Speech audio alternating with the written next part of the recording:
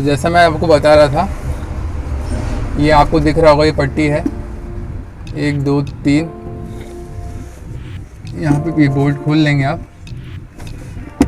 उसके बाद आपको, उससे पहले आपको ये फ्यूज़ बॉक्स खोलना पड़ेगा। फ्यूज़ बॉक्स के लिए आपको 10 नंबर के गोटी लगा के इसको डाउन करना होगा, क्योंकि जब आप फ़िल्टर लगाते हैं तो ये आपको टच अड़ता है, तो इसको हटाना पड़ेगा पहले आपको।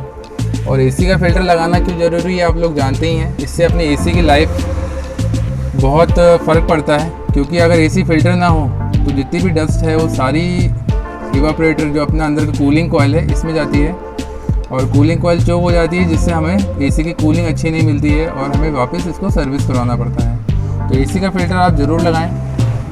आइए मैं आपको प्रोसेस बता देता हूँ कैसे करते हैं।